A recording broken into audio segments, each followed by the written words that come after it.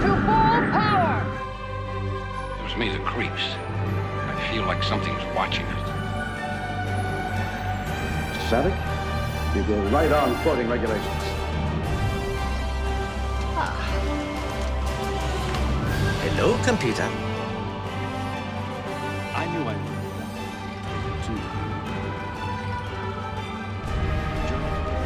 You betrayed your uniform! Target their cargo hold. Time to take out the garbage. Smooth as an android's bottom, eh, Data? I beg your pardon, sir? Aspires to be better than I am. Come on. It's gonna be fun. 5 years in space. God help me. This is the best day of my life! A phaser? You didn't use it? Swords are fun. Program complete. Enter when ready. Welcome back to another Retrek review, where each week we talk about Star Trek.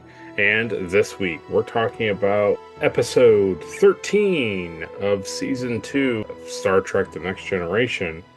And that episode is entitled Time Squared. It originally aired April 3rd, 1989. It was a teleplay by Maurice Hurley, who had also done teleplays of Hide and Q, Datalore, Binar episode, Heart of Glory, The Arsenal of Freedom, The Neutral Zone, and The Child.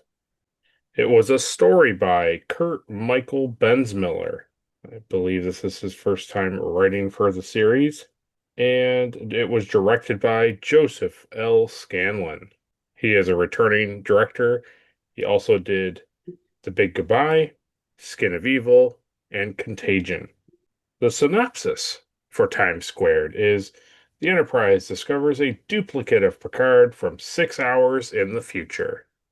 We had an additional guest cast appearance this week, and that was Colm Meaney as Miles O'Brien. Yeah, I don't understand why every week he's listed as like a guest appearance. Because he's not getting full pay for being a main cast member. So that was the intro to the show. But before we carry on to supporters of the channel, let's go over to Caleb and ask Caleb what he thought of the episode. Trash. No, I'm just kidding. No, it was good. It's a good episode. I'm glad you liked it.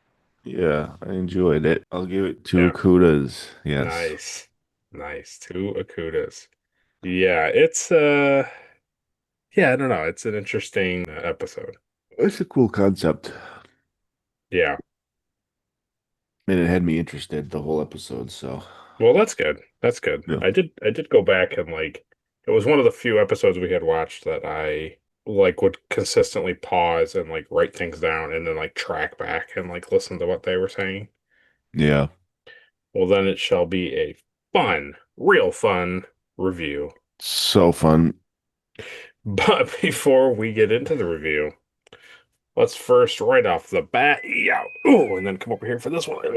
Thank Ed, Mark Starr, and Captain Alimar for their Patreon support. We appreciate them helping us keep this show afloat. But we really appreciate Ed, Mark Starr being a supportive friend and trying our terribly made breakfast.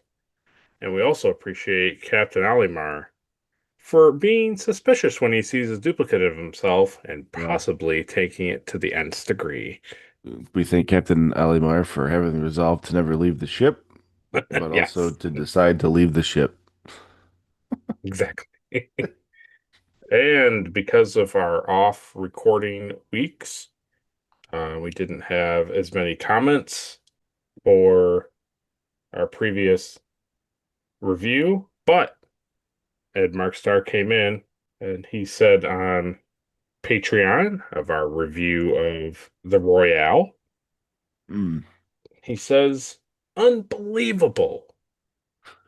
Tracy Torme writes a draft similar to TOS a piece of the action, claiming no knowledge of the TOS episode, just one of those coincidences. I'm not buying that excuse at all. That's Maurice funny. Hurley was correct to rework the story. Tracy Torme should have been adult enough to understand that his work was supposed to, at least, appear original. I, for one, am glad over the changes that were made for the Royale. The surreal quality of a hotel casino on an alien planet added a slight creepy feel to the proceedings. The sight of the astronaut's corpse in the hotel room gave me flashbacks to the astronaut Dave Bowman in 2001: A Space Odyssey. Oh, yeah. The tragedy touched me stronger than I expected. It's a scene both sad and horrific. Yeah, I do not disagree with him that like they do a good job in that scene, but it's also like I think the heaviness of what we kind of touched on, you and I, in that review, that like the absolute like nightmare that would be. Yeah. Like I don't think they really let that settle in of how awful it was for that guy. He wasn't having a good time, that's for sure. No, no. Then Ed concludes, yes, I like the episode. Too bad that no one reminded Tracy Torme to stay away from gangsters and Nazis. Both are TOS touch points that trigger fans. Then he goes on to share a popcorn award, but you'll have to wait until hailing frequencies open to see who he said. And then, really funny, he then commented on our YouTube review, and I needed to read this for you, Caleb, because he directed it at you. Okay, good. He says on the same review of the Royale, he says, Caleb has an excellent take on TNG production planning. Is Plan A, a holodeck story without the holodeck. Yeah. Plan B, a holodeck story with the holodeck. In the holodeck, yeah. Plan C, an episode with Q. He said, Wow. this simple pathway covers more than half of a season of broadcasting while giving the fan base the type of Star Trek stories they enjoy. Thank you, Caleb. And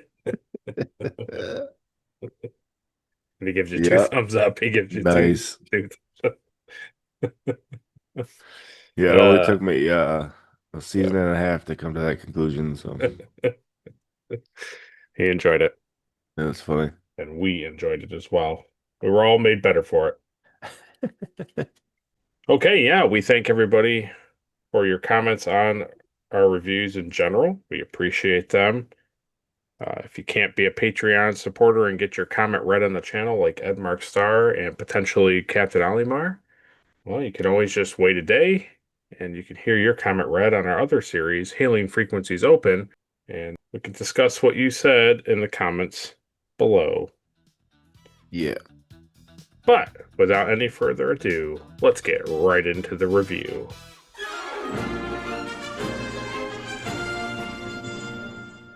So before we start the review, I think our channel is being hacked by a pirate signal. And in fact, I believe it's coming from my office. The call is coming from inside the house. That's right. The call is coming from inside the house. Let's see what they had to say about time squared. You better be making eggs.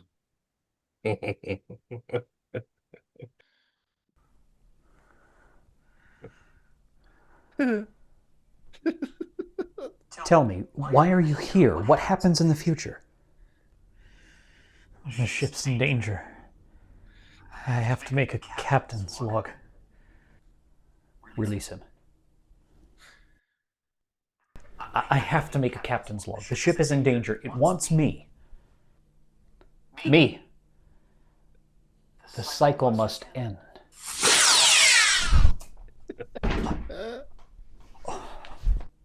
There will be no captain's log today. And that's basically how this transmission goes. That's good. Oh man, he's getting more and more fancy over there in his office. He is getting more fancy. This week he even had a pillow. He's become too powerful. He's figured out special effects.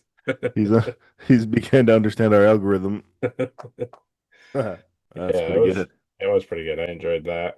And, and I think as we get into it, I think the perfect example of that is generally the episode.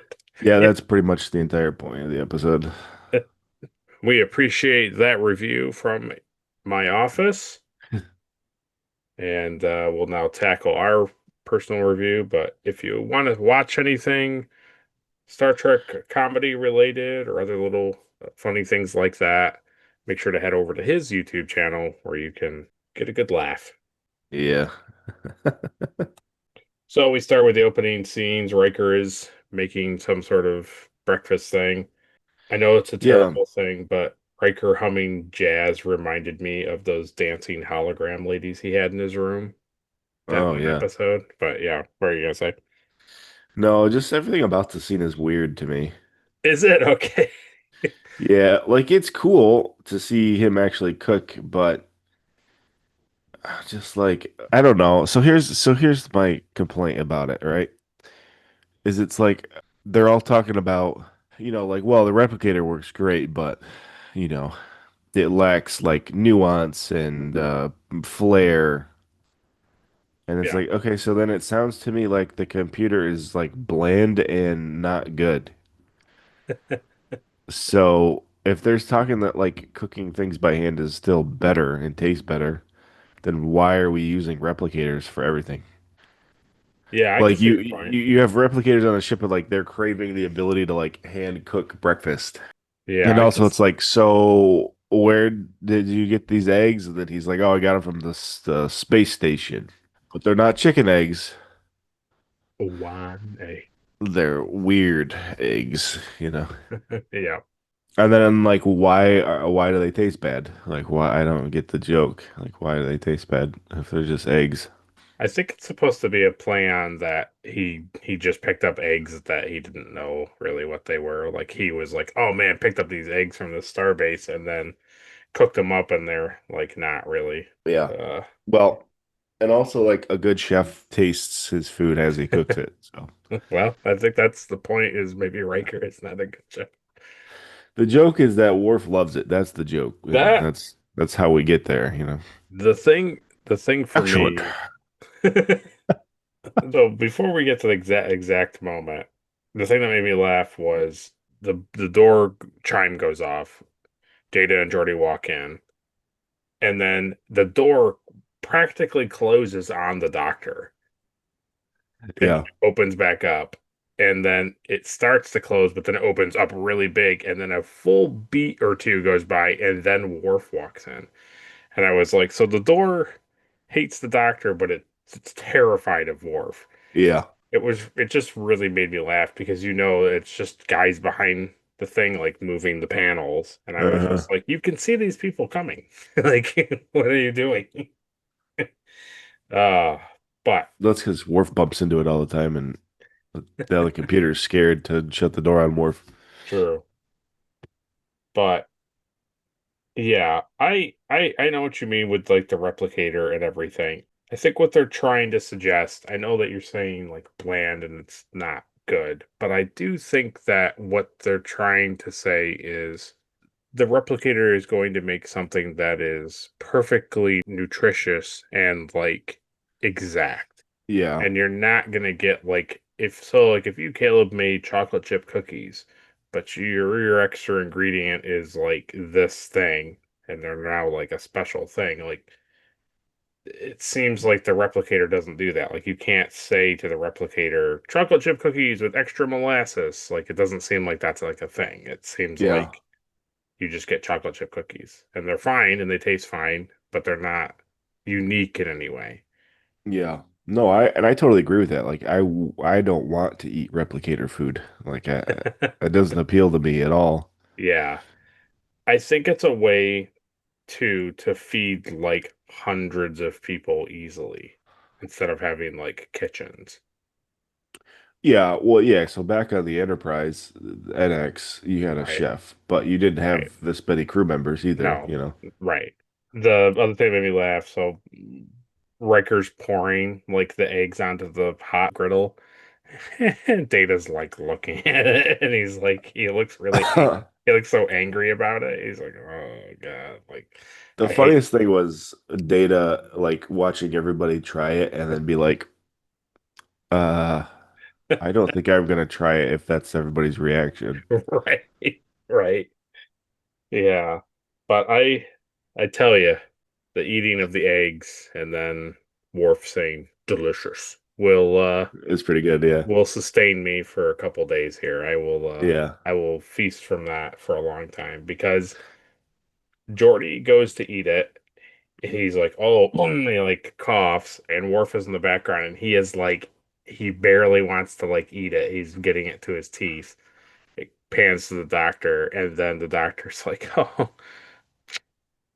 boys, kind of a thing. And then she like eats it, and then she's like, oh, and then it cuts to the Data, and Data's like, what is happening? Why is everybody like reacting so poorly? And they cut back to Worf, and they cut back to Worf in such a great like moment, and he is Yeah, just he's like hunched over and he's just shoveling it in. Yeah, it's great. Delicious. ah The only thing that would have made delicious. that scene better is if he was like, "You guys gonna eat the rest of this?" Oh, it So just here's the other thing, or here's two extra things about this scene. yeah. Who who drinks ale with breakfast? First of all, Wow. okay, and second of all, Pulaski makes it sound like this is Riker's thing. This is his famous omelet. Like he does this Yeah, all the time. all the time. All the time he does this. But so first thing about that is he doesn't even know what eggs to get, obviously. No, And also these are scrambled eggs. So I'm already confused by the whole situation. it's pretty bad. It's Oh, pretty one of Riker's famous omelets. And he's like, yeah-da-da, yeah-da-da. And he's like stirred it all. I'm like, that's not an okay. Okay. So this is one of wow. those future Star Trek things where they don't even understand what omelets are anymore either, No, too. Got no. it. Got it. He was like, "Oh, omelets, you chop those up and cook them." Only a computer can fold an egg, you fool. So yeah, so that's the intro. That's the cooking scene. You know what's also really impactful in this scene that they kind of like drop this bit of information as he's making a mess of breakfast. Oh, that him and his dad lived together, and his mom has been dead. Yeah, Yeah, yeah. It was just kind of like, oh, this really crucial part of my character. Roddenberry told me that the women do the cooking. Yes, yes, yes. But it was interesting because he's like, he name drops his dad, Kyle, and then he's like, I don't really know. I didn't know my mother. She died when I was very young. And I Yeah. was just like, this is Oh, a lot of your information. your father liked to cook, Riker? He's like, no, my dad hated to cook. That's why he made me cook. And I made All right. omelets every single day. Omelets and ale. It's a miracle that he even made it to the Federation school, you know. Also, like, why were you cooking? Did you not have replicators when you were a child? Is that technology so current, you know? No, no, they had 'Cause- replicators back then. They just cooked. Because remember, even oh, back in but yeah. Kirk's time, they had food processors and they made those little like jelly balls. Oh, God. Yeah, so like it's cool backstory, but it's just always like people that write don't understand the world. So why was Riker cooking for his father when there's been replicators for the last 200 years? His father hates replicators. That's what killed his mother. His mother was I killed by hate replicators. computers. Replicators. I don't know. Weird. But then we get that shuttlecraft in the middle of nowhere, no power, no That's pretty nothing. good, yeah. Yeah, I was like, oh, what's that? That's weird. I like the tractor beam scene. Okay. Yeah, I thought the when they show the shuttlecraft on the main screen and it's like spinning and drifting, I thought that was great and not just like a stationary thing in space just floating there. I was glad it Yeah. was like moving. I enjoyed Yeah. that. The tractor beam scene I liked. It was great, but I thought to myself like it's a little too unbelievable to not have the crew who are in the shuttle bay not have like EVA suits on, or at least like some sort of like strap-ins, like things they can like Yeah. lock themselves in. If like it's a lot of reliance on the Yeah. ship force field's not breaking down. Yeah, that force field, nothing can happen with it. There wouldn't be like power surges or anything. They were worried about power surges when they were trying to contain the med bay, but that's fine. You know, Right, exactly. the big window into space, yeah, that's totally Yeah. safe. Yeah. So how did you were you like Pulaski after Riker was like, they can't be two of these things? And then there was a That's double a rid- Picard. that's a ridiculous scene. You know, when Riker goes to the ship and he's like, NC-77 Shuttle Pod 5. And he's like, hmm. And he looks over at their shuttle pod. He's like, NC-77 Shuttle Pod 5. USS Enterprise. What the heck? What the heck? Um, Yeah. the first officer should immediately recognize, like, okay, that's our shuttle, so this is weird already, you know.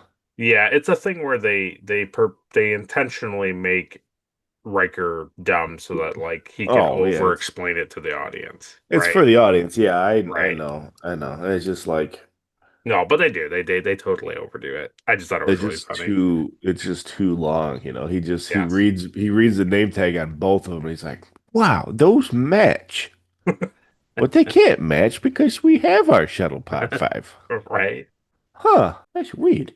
It, Well, we should open it and see what kind of horrible alien life form is in here. wait a minute. Wait a minute. Who are you? But like no safety procedures with that. They just immediately open it. No, no problem. No. Yeah, it could be anything in there. This looks like Captain Picard. This feels like Captain Picard. And then Captain Picard, are you on the bridge? Yes. Where else would I be? Where else would I be? Number one. Well, there can't be two of you. Yeah. You better look at this yourself. I felt it was a little over dramatic to not tell him of the situation. Yeah. To be like, hey, what's going on down there? And he's like, no, I probably shouldn't. You should just come and look at it. And he's like, why? Like, can't you just? He's like, and bring data. It's like, maybe just tell him that, like, there's a duplicate of you in the shuttle bay. It's fine. He's still going to come down. He's not going to be like, wow, that's weird. All right. Send her back out in space. Well, even when Picard like comes into the docking bay, he's not surprised to even see that it's their shuttle in the No, first not place. at all. No. He's like, Okay. whatever, and he like walks right into the door, and then he's like, oh my God. He is the most angriest person I've ever seen see a duplicate of themselves. He hates that He's there is disgusted by it. He's like, what is this? Why is he in the shuttle pod? It's like later they kind of explain that he's like angry at himself, but it's like in this moment they don't have that, and he just is like, I'll kill There is this. nothing the same about us other than the way we look. The other thing that made me laugh too is like he leaves the room, and then Deanna is in there, and I was like, why is Deanna in the shuttle bay? Like nobody called for her to come down. Like why is she... No. The other thing that made me scratch my head was Picard goes to leave, and Riker's like, Captain, look at this. And then Picard looks over, and there's like black smudgies like on the shuttle pod. And he's like, oh, antimatter That could only be explosion. caused by antimatter explosions. They leave that one specific little. Oh, okay. Like, you didn't even use a tricorder on it. You just did it by eye. I'm like, it doesn't look like anything but like just like something Yeah, scratched. but anything. It looked Right. like like a meteor bounced off it or something. I mean, Right. oh, that's antimatter residue. That for sure. I know that. It's like, wow, I guess in the future they The deal with it only so much. the specific kind of antimatter that these engines are made up of on the Enterprise has to be It must. must be. The other thing I was thinking too was kind of along with your thought was, they just immediately opened the shuttle pod, and then it's like, oh my God, it's Picard. But then later when Data's in there and he's like, oh, well, I'll have to connect it to the Enterprise. Like, yep, whatever, do it. And I was just like, that seems That seems like a Just poor yeah, decision too. yeah. Just plug it in. Data ends up saying this thing. He's in there. They call Jordy down. Jordy comes. They don't. Riker doesn't explain anything to Jordy. He walks right past him. So you assume Data catches him up to speed. They cut back. The shuttle doesn't turn on. And he's like, I don't get it. This is like the connection's idiot proof. Like, this should be working. Yeah. And Well, then Jordy, that's why we called you in. Because it's not working. and there's nothing, right? Like, they specifically show when Data is like touching the monitors, like it's just a black screen. It has enough power to make sound effects, but there's nothing there. Yeah. And then Data says this thing: the power requirements of the shuttle do not match those of the Enterprise. And it's like, where are you getting this information from? Like, there's literally nothing. It's like Yeah.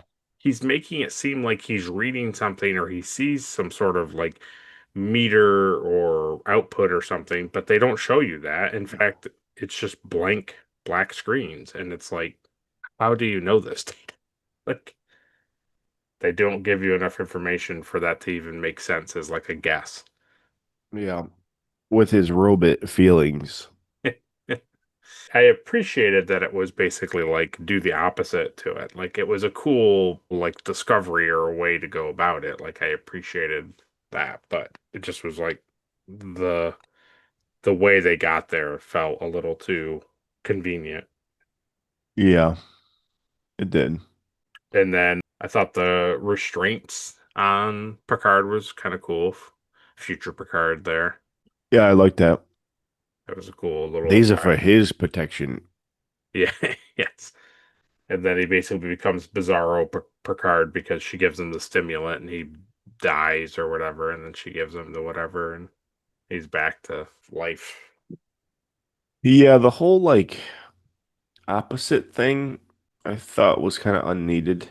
It didn't really explain it either. Oh, certainly not. No, not at all. You know, there's no like, oh, that's why everything was reversed because he went, through this warp thing backwards and changed And the the, polarity of the ship. It was just like, oh no, it's just weird and everything's backwards and the ship runs on negative power and Picard needs downers to be up and uppers to be down. It's like, why? yeah. Oh, weird space stuff. I think couldn't you sort of say like, oh, I kind of understand if he was 6 hours from in the past. It's like, Yes. oh, well, he's behind us, so anything to that would we would use now affects him negatively because he is from the past. Yeah. It's like Yeah, it he's would be 6 hours, opposite. right? It would make more sense that way. But him being 6 hours in the Yeah. future was like, I don't get it. Yeah, I don't think it would really change anything too drastically. There was like a line in the middle. It was like a little after this commercial break where future Picard is like agitated on the bed and Pulaski goes over and she's like that. And he's like, don't you dare, don't touch him. And she's like, oh, it's just a sedative. And he's like, I know what it is. Don't you give it to him. And I was like, but wouldn't a sedative wake him up? Like, wouldn't. Yeah. Yeah, right. Because it's opposite. No, we forgot about that already. I was just like, maybe Pulaski's calling it a sedative, and really the sedative is a upper, so he'll go down. But it's just like it's not what she said. So, Yeah. and then we get to watch the Enterprise explode on the television screen.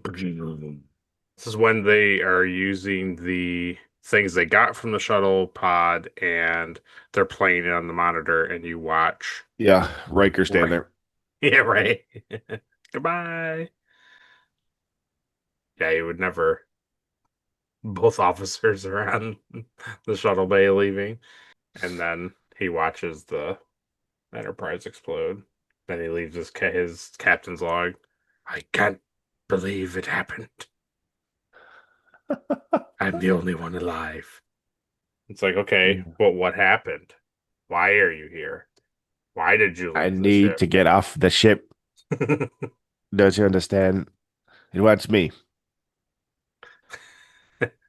Like, no, I don't understand. I don't get it. And then there was a funny part where they're at the table and they're all like, yeah, it doesn't make any sense, Captain. We know that if an emergency was taking place on the ship, that you would never leave the ship and abandon everybody. And then they got to Picard, and he doesn't look so sure. He looks like he might actually leave during a life-threatening emergency. He was Yeah, like, oh. that's true. That's true. Yeah, I was like, oh, okay. So, That, that's do we usually keep like the keys in the shuttle pods? right. Oh man, it just made me laugh. I was like, I don't know if they were trying to indicate that he felt unsure seeing the other Picard, so he was like, well, he feels like he would never leave, but there's proof that he would leave, or I don't know, or the other thing didn't make sense. I don't know. I don't know. He almost looks like he's irritated that they even had to like say that out loud because it's like so obvious. But True, true. I also thought it felt uncharacter-like for Worf to know what a Mobius. He was like, "Oh, that's like a Mobius, a loop in the fabric of time," and I was just like, "Worf, uh-huh. Worf." Yeah. Your responses are always blow it up. Can I eat it? Can I kill it? Super Science Man hasn't been your strong suit, so Nope. I thought the line. I don't know. I waffled on the line. This line here. Not make the same mistake once. And I get what they're saying. Like, Picard doesn't want to repeat the mistake, but he only wants to make the mistake once because it's already been made. Like, I get it's a funny, like, time travel joke, but at the same time, it's like, it feels so confusing to say. Yeah. I also really thought It's it was weird. funny that when they're back in the med bay and Picard, future Picard, is like waking up.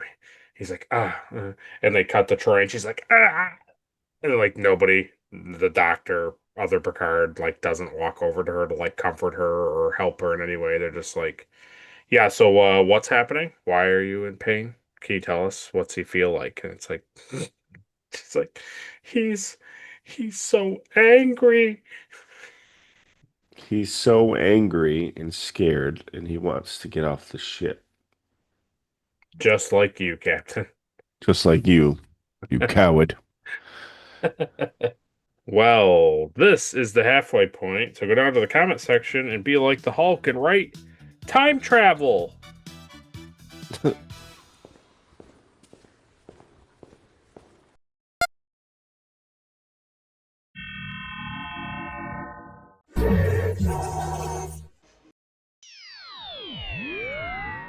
We come back from, and we're now in the third act.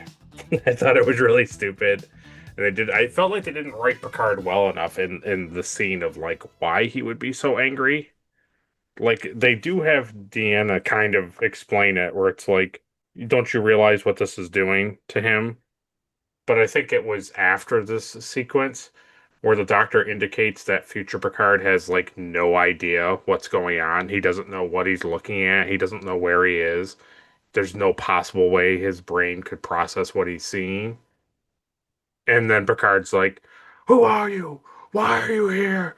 Don't you turn away from me. I'm talking to you." And I was just like, dude, like, Yeah. it doesn't make any sense with his Look at character. it. Look at me. Look at me. Why did you get off the ship? And he's like yelling, and then Troy's like, "Captain, he's all," and then she goes on. He's like looking at us from a chasm across a Yeah. chasm, and She's he's she's in a quantum physicist now. All of a yeah, sudden it's like goes he doesn't know anything that's going on, and he's so lost in his thoughts and yeah, and you're all like, of "Oh, that. so he's from like years?" No, he's like 2 hours off of our timeline now. It's like, okay, so he's probably fine then. Hey, It, remember those people that like woke up from the 21st century and you didn't do nothing for them? Remember those people? That was probably a little bit more yes, to this analogy. But this Picard is 2 hours ahead of us, it's not really a big deal. no, and they also don't explain like why that's messing with him. right? Like, why isn't he His just a normal Picard to a couple hours ahead, right? It's his just like, brain is there and it's catching up to it here, and he's like staring at us from 1,000 chasms away. that Like, what just are you was like, talking about? that's just like, how does Troy know any of this? Like, where is she getting this insight? Like, isn't she only supposed to understand like emotions, Yeah. and that's it? Like, she can't read It, minds. no, it comes and goes. It comes and goes.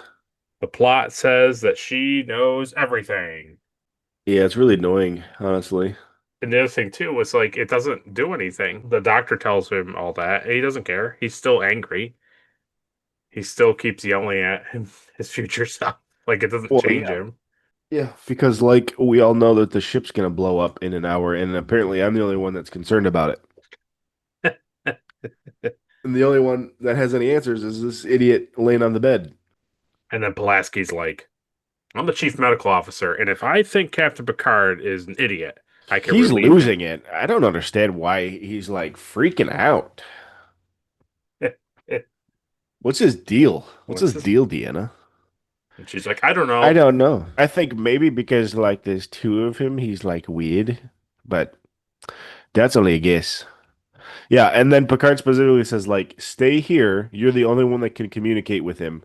She's like, "You got it." And then she gives Pulaski this speech about how she's an idiot, and then she leaves the room. Yeah, they forgot. Oh yeah, that's right. And told Deanna to stay. So instead we'll have her leave the room instead of Pulaski walk away from Picard, which would have made more sense. Yeah.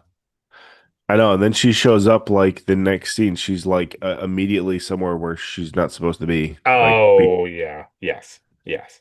But I will give them a plus in this regard. I really enjoyed that not only did they comment on like a TOS thing where they slingshot around the sun, but they reference old TNG episodes. He talks about the Traveler and they talk about Mannheim. oh, oh yeah, yeah, yeah, yeah. And I thought, okay, that's pretty cool. Like they were trying to I understand did, like why this is happening. And then him and Riker in the ready room was like a good scene. I did catch that. I was confused. They were like, we don't know anything about time travel, and it was like, you should be plenty of records on the Enterprise. Like the Yeah. computer should have plenty of records of time travel. They do it every other episode. Yeah. Yes. So I had to look it up. I've never heard it before, and I had to look it up. A Persian flaw. I was like, Yeah. what is a Persian flaw? So according to Google, it refers to an intentional imperfection or mistake woven into a Persian rug by Persian rug makers. This Okay. concept originates from the belief that only God can be truly perfect, and therefore humans should acknowledge their own imperfections by incorporating flaws into their work. Oh, So basically, Riker was saying it's your imperfection, essentially. yeah. Just was a terminology I've never heard before. Yeah. Go on. Tell me more about my eyes. So Then we kind basically, of you're telling me to shut up and sit down and wait. yes. Not something I do very well. I hate it. Captain, there seems to be some sort of wormhole manifesting below us. Yeah. An upside down space tornado. It kind of looks like from that video from that shuttle pod, but that couldn't be right. That couldn't be it. No. That would be absurd. Yeah, I feel like in the first half they give you like all of this meaty stuff to like chew on that you're like, okay, I don't really get what's going on. I don't really understand why the shuttle and Picard are like out of phase and only like the opposite things like are effective to these things. It's like, Well, I wonder where it's going. And then all of a sudden the space tornado thing shows up and it's like no explanation. yeah, I know. And it's like, so the whole time I was assuming that, Picard had been sent back in time, like for something specific. Right. But it's like, no, it just kind of was an accident somehow. I don't know. I guess. Like they don't So the really. Enterprise blows up and it like launches him back in time. I mean, literally from my office's thing was true. He wakes up and he's like, it wants me. I have to leave. The loop has to stop, and so he kills the Yeah. other Picard. And then it's like, Would it be happy with you, or does it want me, or you and me together? And he's like, I don't know, you're confusing me. Like, yeah, yes, I'm confused. Well, I don't understand. It's yeah, mad at me. That's why it keeps shooting both of us with a laser beam. yeah. It's like they shoot the probe into the thing, and then it blows up the probe, and you're like, oh, okay, like, and it's like, well, there's something down there. There's some sort of energy in this thing. It's like, okay, well, what is it? Why is it so violent? And then it's like Palpatine electrocuting both Picards, and you're like, what's happening? Why is this happening? And why is it mad at Picard specifically? Right, right. Like, what did he do It other than literally, send the probe down? You know, I this don't is know. the thing. I feel like this episode is like Final Destination, where Picard was supposed to die on the Enterprise, but he escapes, and Oh, now yeah, Death yeah, is yeah. like seeking him out. It's like, you must die, Picard. Make us whole. Yeah, exactly. Exactly. Yeah, and that's cool, but it's just like don't build these things up and then just not explain anything. Yeah. I was waiting for the explanation of like, how Picard was sent back in Yeah, time, exactly. why he was the only one sent back in time, Like it and it just also didn't. right, and also show that Picard had no choice to leave. Because otherwise you're just left with, well, I guess he would abandon the Enterprise crew if something really got bad. Because even in this part, before we get into the fifth act, that like weird commercial break, Picard is like totally open to leaving the ship now. He's like, well, I guess I'll have to get on the ship and leave. And it's like, Yeah, what? What do you mean you have to do that? Like, for what reason? It's like, well, he it just wants immediately switches. me. I Yeah, got to get off the ship. It's like, I assume in the other timeline, that's what happened too. Is that thing like shot Picard like specifically, sure, and he was like, "I'm gonna go." In like he said, like he's gonna buy time for the Enterprise to leave, but like that's what happened. But then it just blew up the Enterprise. But it's like, but okay, they don't even explain that like the lightning thing that's happening to him is like damaging the ship. It's just hurting him, right? It's not like he has any reason to leave the Enterprise. It's just attacking yeah. Picard. And the thing is like pulling them in, Right, right. So it's like, which turns out that that's not really a big deal because that's how they get away from it. It's just by going in it. So but it's like, what apparently was it? But apparently that is also what kills them because he literally leaves and then you watch it go further in and it explodes and he's like, "Oh no." It's like I don't get it. It's so confusing. Yeah, It's like the yeah. Royale episode, but instead they didn't pose it as like it's this impossible puzzle that you'll never understand. It was just like we're just not going to explain any of it. He's like, what was your other option? What was your other option? He's like, well, yeah, that would be crazy. It's either me leave the ship or fly the ship through it. Yeah. Obviously, I left the ship because the other one is crazy. Well, that sounds like a perfect time for trivia. Oh, not again.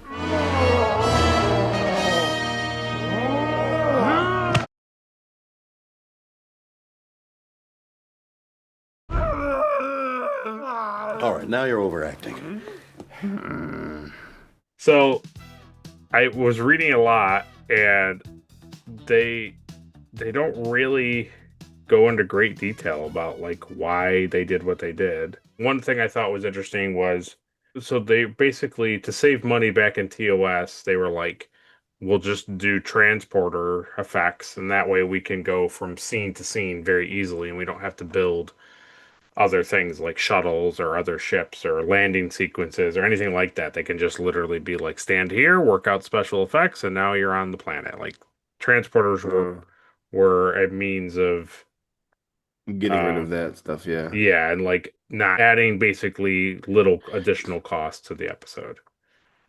Yeah, because you can Uh literally just cut the footage and then right. now Right. you're somewhere else. Yeah. Exactly.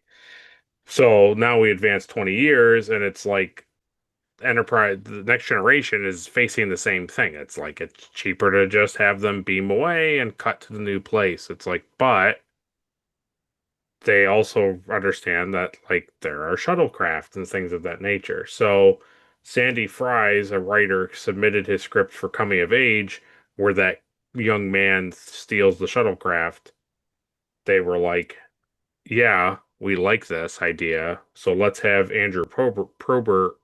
Let's take his design and construct it." But they feel like it was like his actual design was like way too expensive.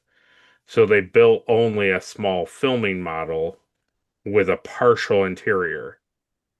And then in Oh, season 2, they built a partial exterior for Pulaski and Data in the shuttle pod. Like oh yeah, they did a little bit more.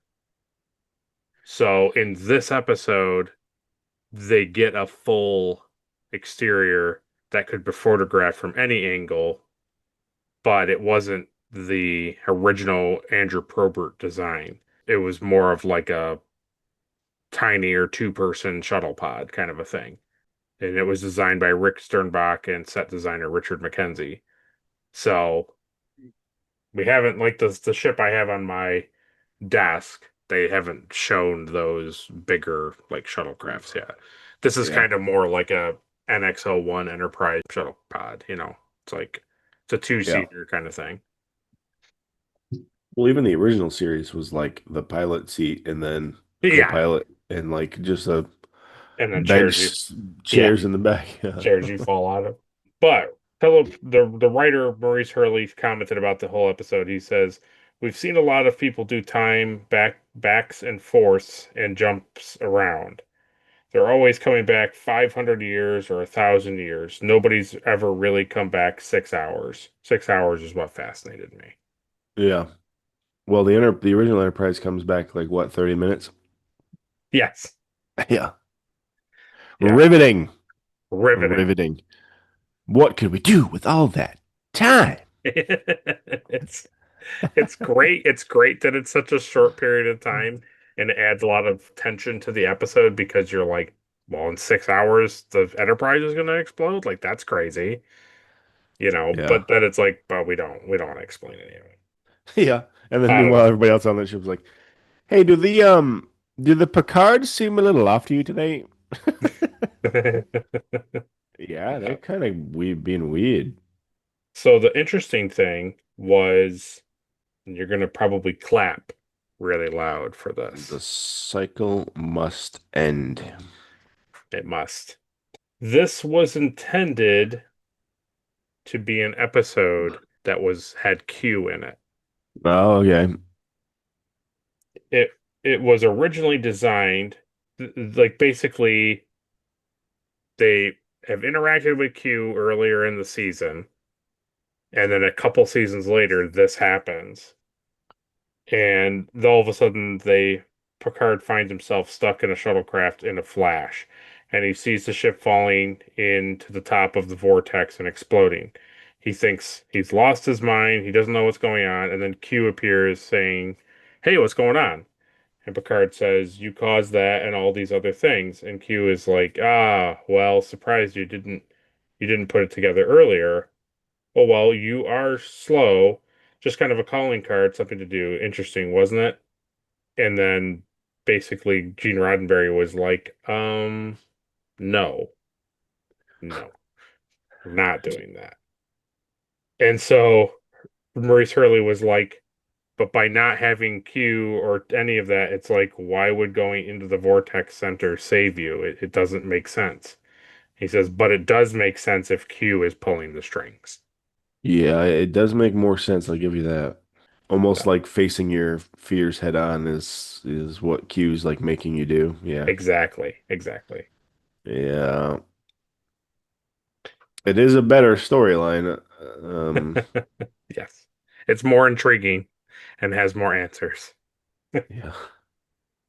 And then the last thing, I looked it up myself. Because I know that the shuttles are named after, people of importance. So Elbaz or Elbaz, I'm not quite sure how to pronounce it, but it is named after Farouk Elbaz, who is an Egyptian American space scientist and geologist who's still alive. Hmm. They worked with NASA in the scientific exploration of the moon and the planning of the Apollo program. He was a leading geologist on the program, and he was responsible for studying the geology of the moon. And he picked the landing sites for the Apollo missions. And he trained the astronauts in lunar observations and photography. He also played a key role in the Apollo 11 moon landing mission and the later Apollo missions. And he also came up with the idea of touchable moon rocks at a museum inspired by his own childhood pilgrimage to Mecca, where he touched the black stone, which is in Islam belief that is a holy object sent down from heaven. So kind of neat. Kind of neat that like in the 80s they referred to this That's Egyptian cool. scientist guy. It was pretty cool. So yeah, short trivia, but that's okay. Now we can go back to the review.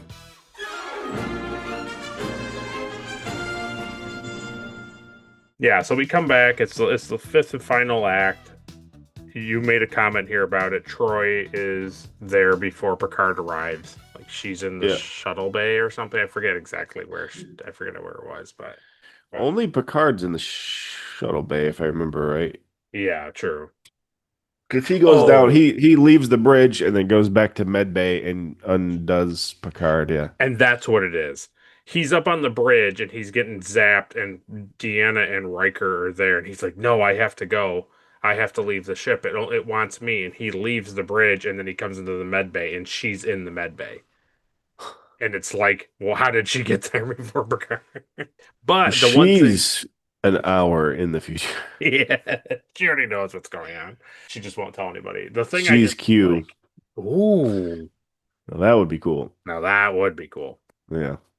We'll mark it here that you said it would be cool if Q was Troy. We'll just mark No, that here. yeah. We'll just mark that here. I said it would be cool if Deanna was Q, not if Yeah. Q was Deanna. Oh,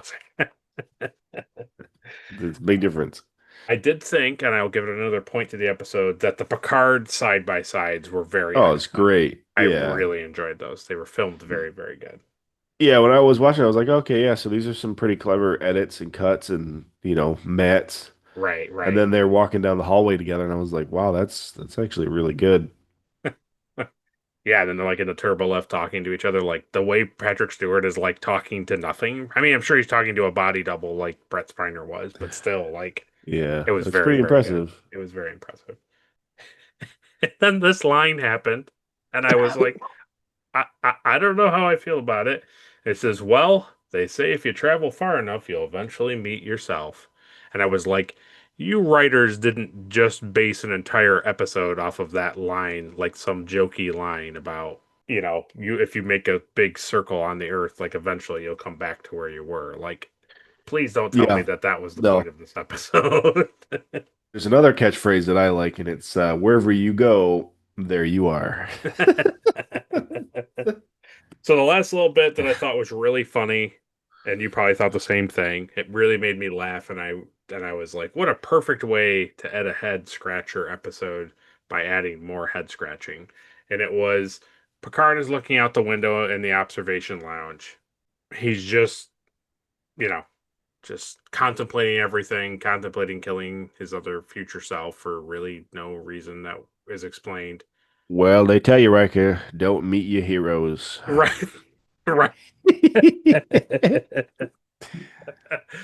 And Riker comes in. They show Riker, and he's like, well, blah, blah, blah, blah, blah, blah, blah, blah. And they talk, right? And then Riker just leaves.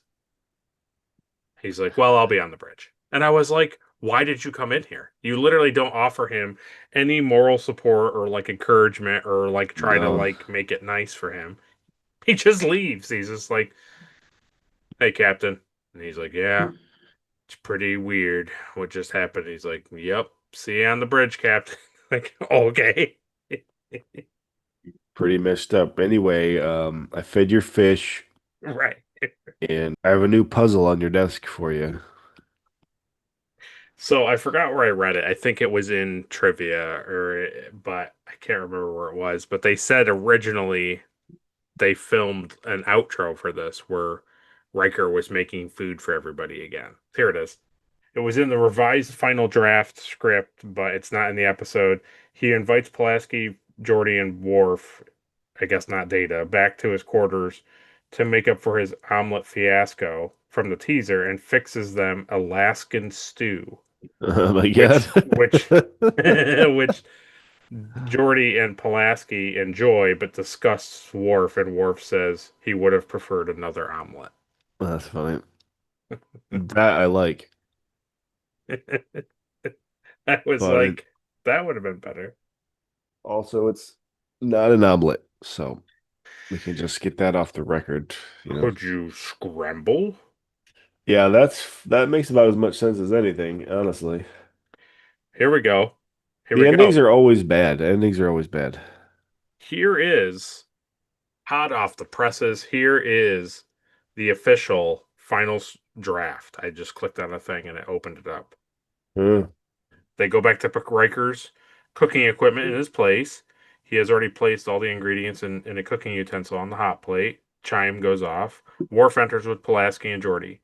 Riker says, I know you were all disappointed with my last culinary effort. And then Worf says, not all. Riker says, thank you, Worf. Anyways, considering the stress of the last few days, I thought we could use a little diversion, and at the same time, I could make amends for the Owan omelet. Pulaski says, so what are you preparing? Riker says, the specialty of the house, Alaskan stew. Geordi says, not with ingredients you picked up at Starbase 73. Riker says, no, I had the computer fabricate everything. The potatoes, the onions, the flour, and the meat. Worf says, meat? What kind of meat? Bear. Riker says, well, to be authentic, I needed moose. But I couldn't find a specific molecular pattern for moose, so I had to improvise. The computer came close. He fills their plates. Actually, it's somewhere between venison, musk ox, and Kobe beef. Worf says, I thought that humans had long ago given up the practice of raising animals for food. Riker says, there were a couple of winters when it was either starve or hunt. Worf says, how fortunate. Pulaski looks down at her plate. I'll give you this. Your stew smells a lot better than the eggs. They all taste. Reactions go around. Pulaski, this is quite good. Geordi agreed. Worf's expression is one of revulsion. Riker says, no good, Worf? Worf says, I appreciate the effort. I would have preferred another omelet. Riker says, sorry, I used the last Owan eggs. Geordi says, thank goodness. And we fade to credits. Oh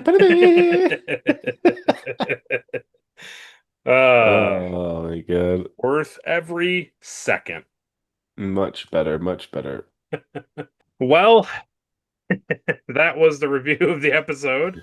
But don't go anywhere just yet, because we're about to do the thing that everyone's been waiting for. Yeah. Caleb?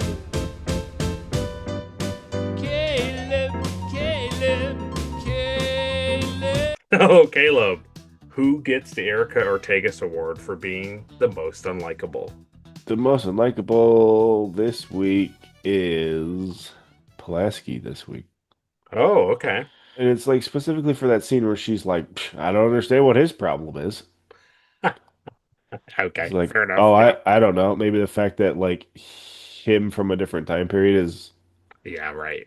on the bed and they don't know why the Enterprise blows up in 4 hours. Maybe that might have something to do with it. It's like, yeah, well, I expect him to be more professional and more captain-like. I'll relieve him. I have the authority. Like, okay, cool. We know that, you know. We get it. We get it. We got it. Do you got any ideas, Doctor, to how to make the Enterprise not explode? Oh no. No. But if the captain's gonna have a mental breakdown from seeing himself and knowing that the Enterprise blows up, like I'll take him out. I'm not afraid. Next is the Elizabeth Cutler Award for being the most forgettable character. Future Picard. Yes. Nice. Right. My option was future Riker waving goodbye to the shuttle. but No, I That's Future that's Picard good too. is Yeah, that's excellent. good too. No. Future Picard is excellent. I love it. It just made me Because it's laugh. like, he's like, well, he'll have all the answers when we get closer to his timeline, and we're gonna rely on that. And then he wakes up, he's like, I gotta get off the ship. And then the other Picard's like, I have to get off the ship. But don't you think that he would wake up and be like, oh, I can't believe I'm on the Enterprise. This is Yes. crazy. Yes. Like Yes. why? What happened? How did I get here? It's gonna blow up. We got to get out of here. So I get that he was, single-minded in his like stuck in a loop thing. I get, but just interesting. Yeah, I don't know. It's like you would think he would have woken up and said, we discovered there's an alien life force in there. And when I sent the probe out, it viewed that as an attack on it. So, Yeah, like, the only way I can save the Enterprise is if I leave the Enterprise and it kills me. And then Picard is like, no, when you leave the Enterprise explodes and you live. And he's like, that's not what happens. And normal Picard is like, that's exactly what happens. And he's yeah, like, no, it isn't. And now there's like this contention, and they're going to the shuttle bay and they're arguing the whole time. And now future Picard gets in the shuttle bay and he's like, I have to do this. I have to save the Enterprise. And normal Picard is like, no, I have to. And he kills his other version because he knows he yeah, has to stay.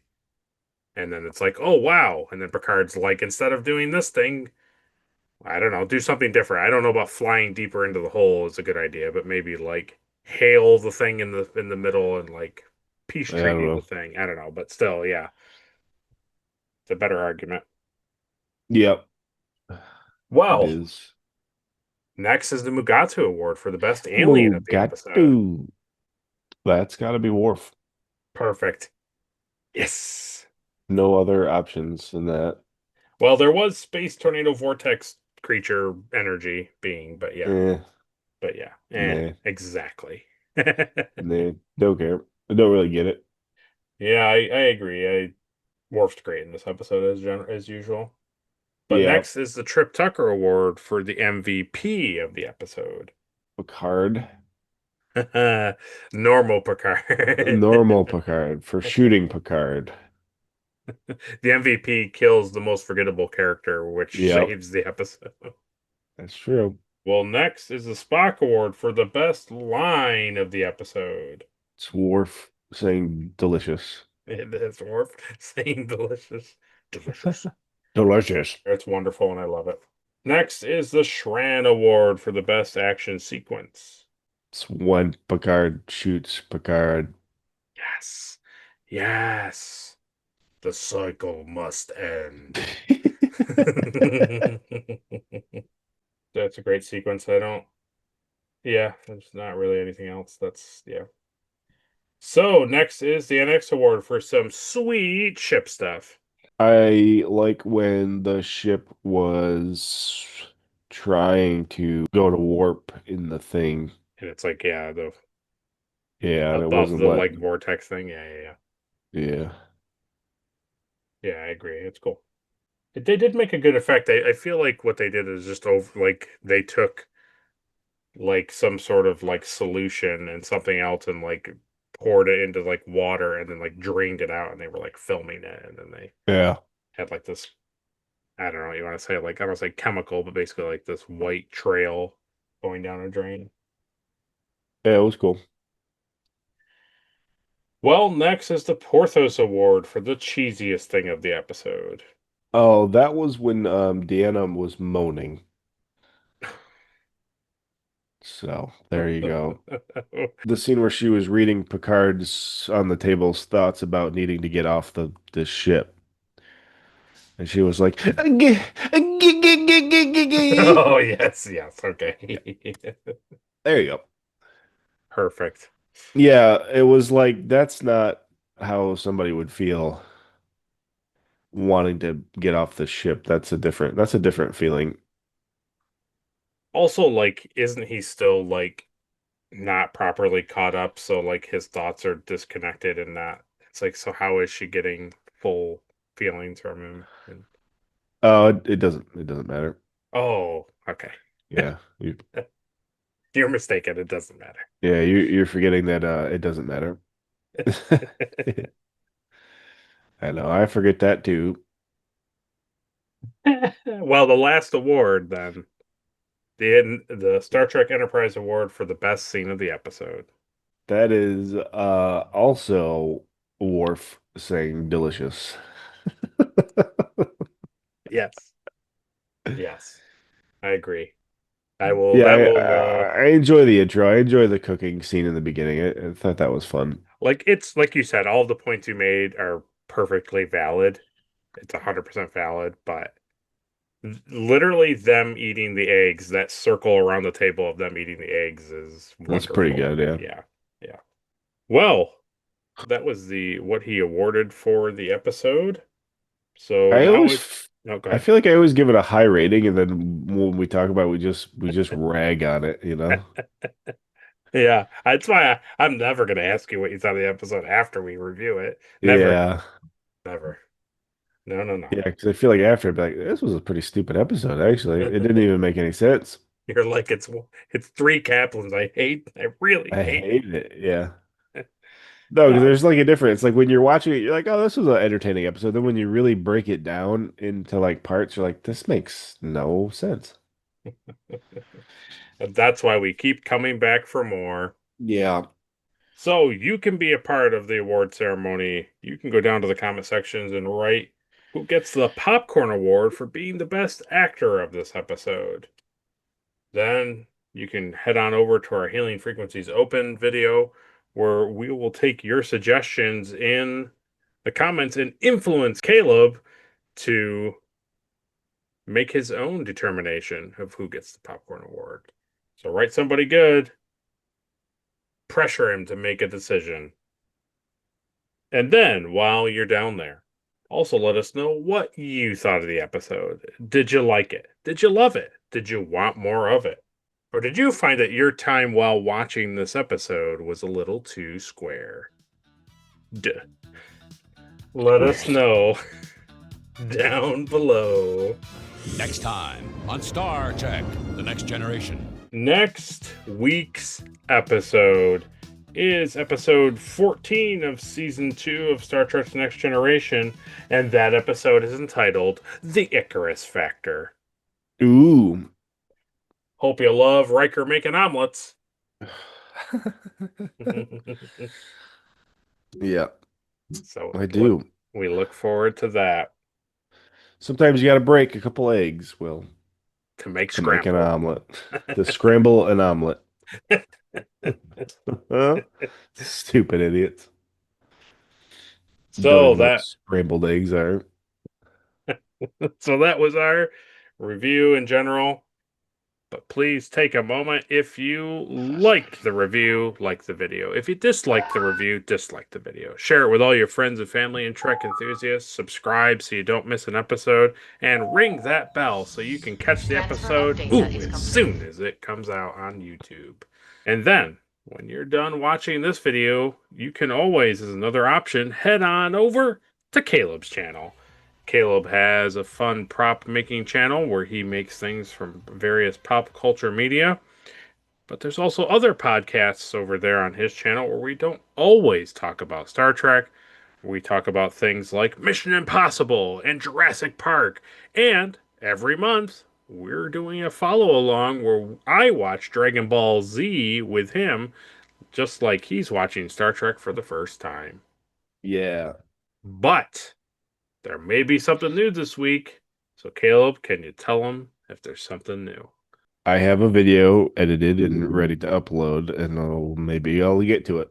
Maybe. If I feel like it. If I feel like it. If you deserve it.